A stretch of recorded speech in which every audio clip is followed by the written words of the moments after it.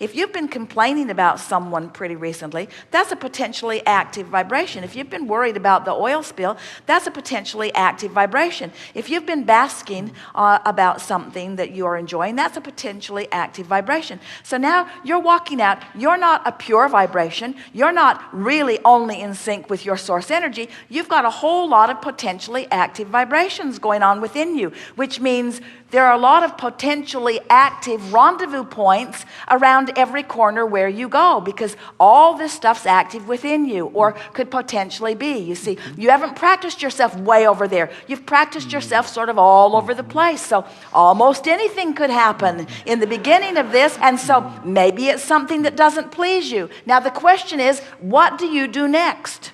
So you rendezvoused with something that doesn't please you. Do you say, oh, of all this variety show that was potentially possible, you came forward and I don't like you so much, so I'm just going to not talk about you. I'm not going to push against you. I'm not going to have a conversation when I get to work about you.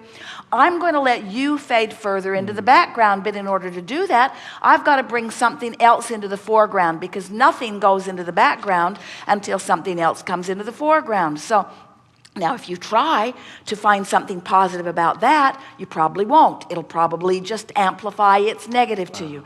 But you might focus on how good that pillow was the night before. In other words, as you choose something else, then something else comes into the foreground. Now, you are more deliberate. You have more definiteness of purpose than you did just before. You've got a better handle on your vibration than you did just before. You are more determined than you were just before. And now a whole other set of potentially active things marches forward, while the formerly set of potentially active things marches backwards. Are you getting the sense of this?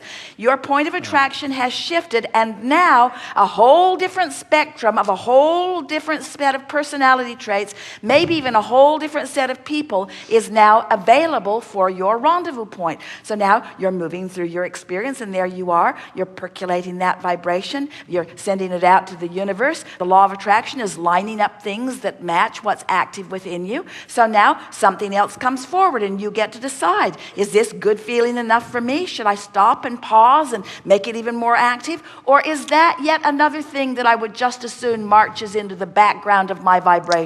And what would I like to bring more further forward? You're following? Until day by day, it's like peeling the layers of an onion. You begin to deliberately, on subject after subject, state your preferences by, better said, practice your preferences by deliberately focusing, by having conversations with yourself about them, until before you know it, you're walking through this life experience, and only the brightest, clearest, nicest, potentially creative rendezvous points are even shown to you. People who watch you say, were you born with a golden spoon in your mouth? Were you blessed with, how does this happen? Do we really have equal access to the vortex? You seem like you're getting more than your fair share of good stuff from the vortex. Do we really have equal access to the vortex? Because your life sure goes better than mine. And you could say, and they might hear it and they might not, I practiced myself here.